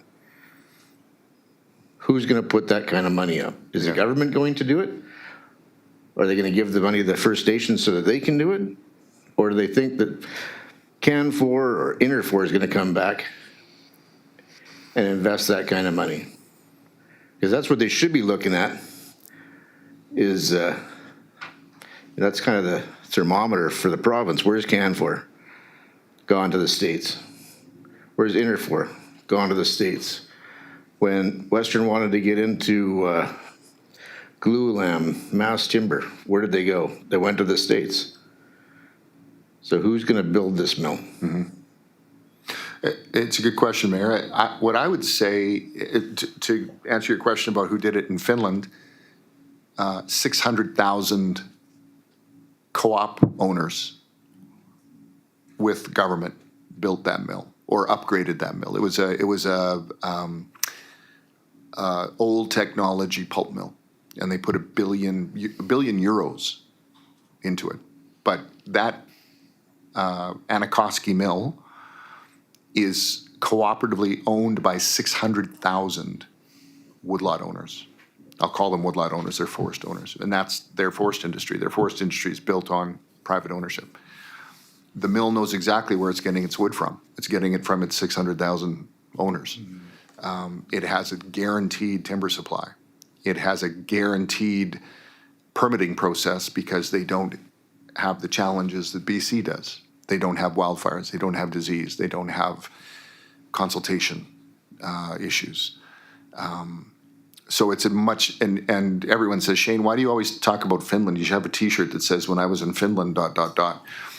I'm not trying to promote BC turning into Finland, but to answer your question, that's how they did it. They decided that it was important enough for them to diversify their industry in a manner that they made them world leaders and that they continued to thrive as a country surrounded by the Soviet Union and other parties that they'd had a history of less than favorable relationships with. You're absolutely right. I don't see a forest company, major forest company, taking steps to show their, shall we say, loyalty to this country that has the trees from which they're deriving their value from.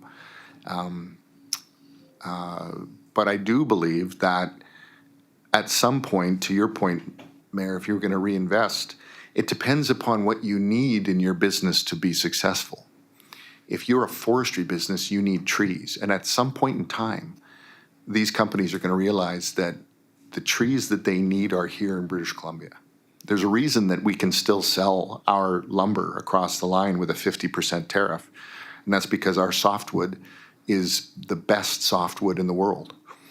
And if you want, or you require a particular type of wood property to do building, to do construction, to do whatever, you're not going to find better wood than you will in BC. If you want to convert trees into lignin to make some sort of aircraft fuel, we'll use the southern pine in South Carolina. It grows like a weed, but it's like spaghetti. You can't use it to construct things. You can't use it to make dimensional lumber. You may be able to use it for mass timber, but our wood has a particular quality to it that is second to none in the world. When I was in Japan, I went to the city of Kenda in Kitakyushu province. Their entire city is powered by pellets, bioenergy. Because since the Fukushima nuclear disaster in 2011, Japan has reverted to bioenergy to power their cities for the most part. And this particular city uses 57% of their power comes from BC pellets. And so they were adamant when they said to me, Chief Forester, go back to BC and just tell people how important your forests are to us. And I would say that that's a resounding statement that I get when I travel to different places and meet different people from different countries. They look at BC's forests as being something completely unique and is only going to become more so as the planet starts to respond to climate change and to the changes that we're experiencing across the globe. So at some point, if you're a business owner and you need wood, you're going to have to invest in the place that has wood. And that's why I think BC is still going to be the site for that kind of investment at some point. But your point's well taken, Mayor. At this stage, that doesn't seem to be evidenced by some of the bigger companies.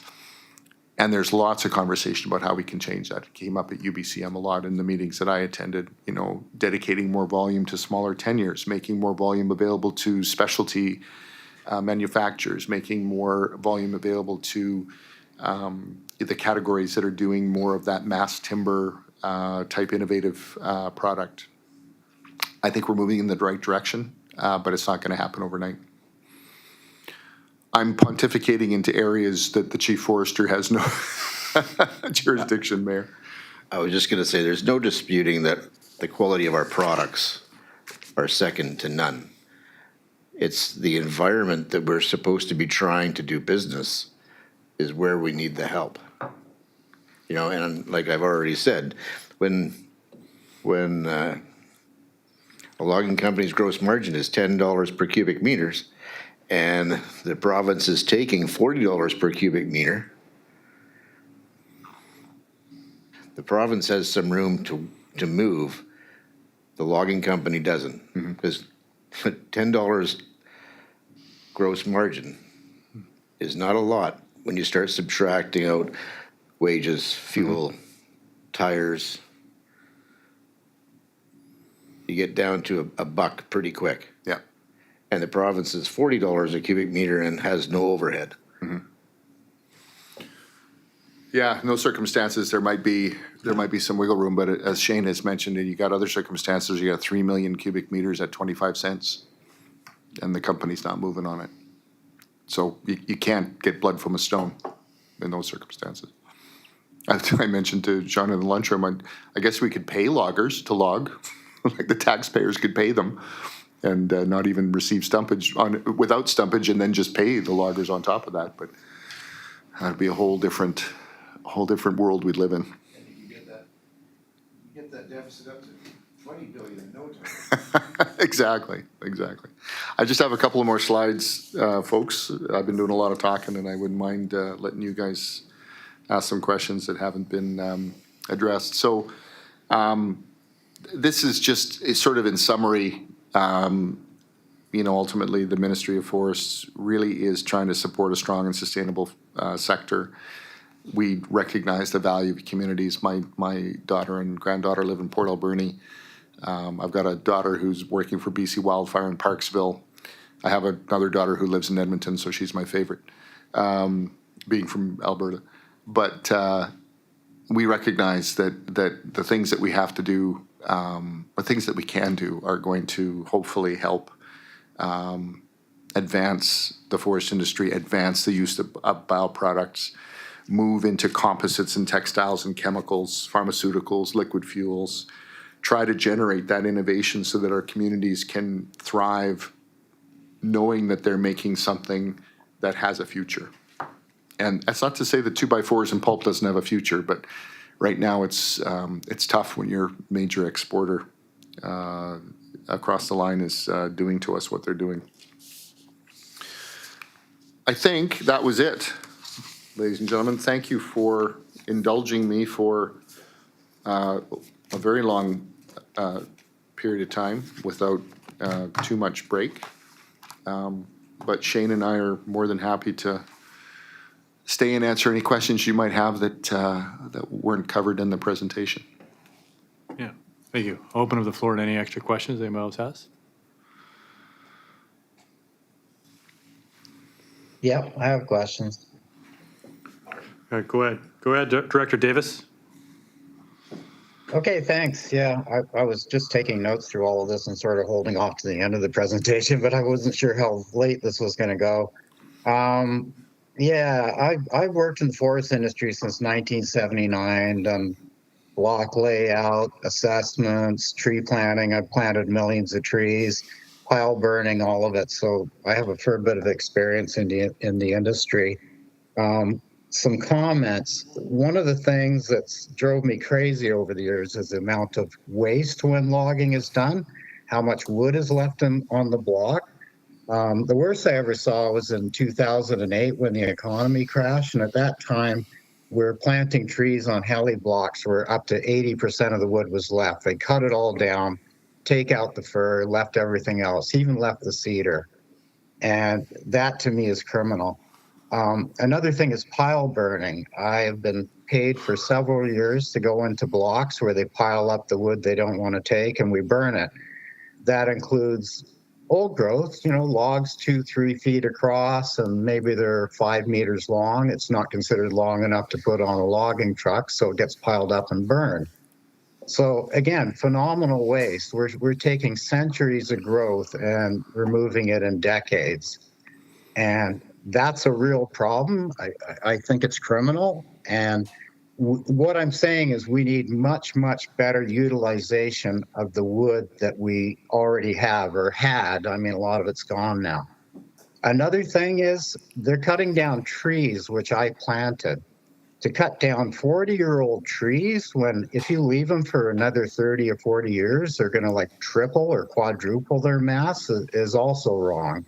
Like I've cut down trees behind my house that are 70 years old and they're like 2.5 feet across. It's incredible. Whereas when they're 40 years old, they're maybe a foot across if you're lucky.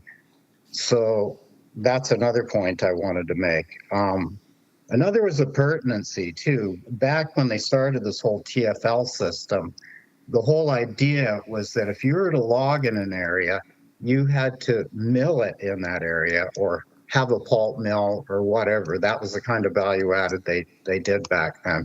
When a pertinency was taken away around 2000, a lot of mills shut down. Our town in particular, we lost 90% of our population when the mill shut down. And we're just left to pick up the pieces and try and figure out how to reestablish our economy here. We still have forestry here. In fact, they just opened up a logging camp just down the inlet. So there is logging going on, but it's not at the rate that it used to be. So I think a lot of the problems are with the management of our industry. We need to get much better value out of the wood that we're taking. It's like the pile burning. Like surely we can figure out a way to mill logs that are, 2-3 meters long, do something with them. At the very least, convert them to pellets. Don't just set them on fire and leave it there. That's just like really, really bad practices. Another comment I had was regarding reforestation itself. With climate change happening, we're seeing a lot of change in what's being planted. In this area, well, we're not planting so much cedar anymore because when it's in open clear cuts, it tends to not survive. It can be browsed or it's just too hot. So they're replacing it with Sitka spruce. We've been planting noble fir, which is native to Oregon. It does well here now. There's a sequoia plantation down the road. It's doing really well. So we have to start adapting and start planting other types of trees that'll do really well in this area. Another thing, community forests. I've been trying for years to get a community forest for Tassus, and this isn't one that they've offered us like somewhere on the north end of the island. We want something local so we can actually mill the wood here. In 2 weeks, I'm going to be meeting with Mochop-Mushlet First Nations, and they have a land claim on this area, and I want to work directly with them to do logging in this area so that we have something that creates that extra value. We're not just shipping it out of the area. So I guess that sort of covers off a lot of my comments. Before we increase cutting, we need to get much, much more value and much less waste than what we're doing right now. Thanks. Thanks, Director. Did we meet at UBCM in the Minister's office? Were you with the Yep. Tassus Zavelis group? Yep. I thought we had, so nice to see you again. Yep. The director had, the mayor had 15 minutes with the minister, so all these topics didn't get brought up, so I'm glad he was able to bring them to this meeting. Utilization and waste, absolutely a focus for the ministry. We have improved our utilization standards. We've had a coastal focus on utilization and salvage opportunity that has been put into our regulatory framework that Shane can probably speak to better than I can. We've used the Forest Enhancement Society of BC to offer grants that allow the projects to go and get wood from piles and take that wood to a facility. It's probably the only reason our pulp mills have been able to survive the last 2 years is the FESBC funding that we've used to offset the hauling costs of getting that material into pulp mills. So it is a cost issue, Director. It is absolutely, I see the same thing when I'm out and about. I see these piles and I wonder why we're burning them. And the answer I get back is it's uneconomic to haul this stuff to a mill. And so that's where FESBC comes into place. Appurtency, I think it was 2003, Director. It was it was the amendment to the Forest Act that was heard around the province. And interestingly enough, every successive political party that's come into play has not returned it. So it didn't matter whether it was the Socreds or the Liberals or the NDP that had it originally. Nobody that's come in since has brought it back. And I think it's just a situation of survival in some cases. The licensees have said, we can't afford to have this mill in this community, but we have a mill just down the road, and if we can take the logs to that mill, we'll continue to pay taxes and we'll continue to pay stumpage. And again, political decisions outside of my realm, but I know that appurtency comes up a lot in our discussions. Very happy to hear the director talk about reforestation and the different species. I'm not sure if he saw the emphasis that we placed on climate-based seed transfer guidelines and species selection. We absolutely need to put the right tree in the right place at the right time. And I think the director and his fellow councillors were actually there asking the minister for an expansion or the creation of a community forest. It was probably the #1 ask of every community that met with the minister was a community forest. So I know that once I or my deputy chief foresters make an AEC determination, the minister apportions that determination volume into various categories, and that apportionment is put into a category that allows community forest volume to be taken from it. And so that's the order of things. And so usually the minister looked to me and said, so Shane, have you got that AEC decision out? And I said, yes, Minister, I do. And so he'll say, okay, I'll take a look at the apportionment and we'll see if we've got any more room for the expansion or creation of more community forests. The challenge is the graph that I showed you all earlier, our allowable annual cut is coming down. And so if you are going to be doing a pro rata reduction of the apportionment for replaceable licensees, woodlots, community forests, et cetera, if the AEC is coming down, it would be logical that the volume available for things like additional community forests might also be influenced. But again, that's a minister's decision. Shane and the regional ops folks make the recommendations for the minister around that. But yeah, hopefully that covered off some of your topics, Director Davis. Sure. Yeah. If I could just make one more quick point too. Back when the old growth strategy was happening, we made a submission, the Village of Tassus, to that committee. The committee was comprised of people that had worked, there was forest ecologists, I think somebody worked in the forest industry, forestry planners, that sort of thing, just to clarify that bit. We made a submission. Campbell River Council at the time did not make a submission. At least to my knowledge, that's what I was told at the time, which I thought was interesting. But we had actually proposed some old growth protections around our town because we're looking towards tourism, like immediately around town, but also related to slope stability and forest fire protection because there's a lot of Doug fir around here. We worked out a plan with Western Forest Products, with Mochot Mushlat First Nation blessing, and the Western Forest Products created a map so that there's going to be surety for them in terms of what they could log. And we brought that plan forward back in 2021, and nothing has happened. There's been a deferral, and now I think the deferral's been extended, but nobody has made a decision. So again, going back to this whole thing about the bureaucracy of forestry and the fact that, you know, things are moving at a snail's pace. And as Director Dahl had said, mills are shutting down. It's hurting the contractors. So we need to get something going. It can't just keep dragging on like this for years on end. Mm-hmm. Yeah, I know you were talking about the old growth above the town site that you wanted to make sure was continued to be protected, but you wanted that formalized and not just put into a temporary deferral.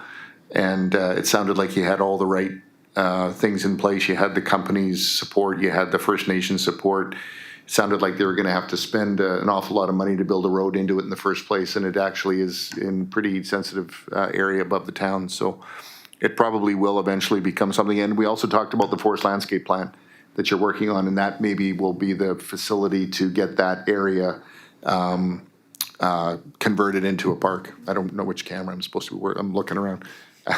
But yeah, so I think you characterized it well at the meeting, and the minister was it a minister's meeting or a staff meeting, Director? I can't remember. Was it just, I think it was just us. It was staff. Yeah, it was Melissa Sanderson and I. Yeah. Yeah. Yeah. So looking forward to a response. Thanks, Director Davis. Any more questions from the floor? Director Dahl? Well, I've got a pile of questions, but I have them printed out. So I'm going to give a copy to each of you and a card, and maybe you could reply by email, and then I'll share it with the rest of the directors. I brought a copy to show the directors what questions I'm asking. Sure. So I just knew that having 13 questions would be too much for one director. So I thought, in fairness, print them, give them to you, and then you can respond. Yeah. Are there any that are outside of my jurisdiction, Director? Probably all of them, but I'll still ask you. Ask away. I'm kidding. Yeah, a bunch of written down questions would be much more productive. These guys have been here for asking a lot of questions. I do have a couple of fast plugs for you too. The city of Campbell River has also put it in an ask for a community forest. And one that's probably out of jurisdiction, but it's something to stick in the back of your mind. You've been pushing the industry to do more First Nations consultation, which has really been embraced by a lot of the industry and the public. But then we have what's going on down in the Walbrand. Right. We have a First Nation that's actively working their land, which is their right, and the activists get a pass, and so that doesn't go unnoticed by the industry and the public. So I think that's a message that your ministry should probably take in the back of mind. With that, and not hearing any other notes, we're going to move on to correspondence, and I'd like to welcome you to stay because all of our correspondence are forestry related. I know you've been here for a long time already, but we should move through them fairly quickly. Happy to see if there's anything we can contribute to. Okay, thank you. So correspondence number 1, BC timber sales, forest operations for Campbell River and South Central Coast. Sorry. Motion received. So moved. Seconded? Okay, is all agreed? Not opposed? Number 2, North Island TSA appointment. Motion received? I think it's apportionment, Chair. Pardon? I think it's apportionment, not appointment. Oh, yeah, sorry. Apportionment. Correct. Moved by Director Pottage. Second, Director Dahl. All in favor? Not opposed? As passed. BC forestry policy. Motion to receive. A. So moved. Thanks, Director Baker. Second. Director Pottage. All in favor? Can we do A and B on that one? Yeah. Yeah, perfect. Okay. So BC coastal forestry crisis. Directed to receive. Director Dahl. Second. Director Pottage. All in favor? Motion passed. No new business, addendum items, closed I'll session. move termination. Can we get a seconder? Director Pottage, all in favor?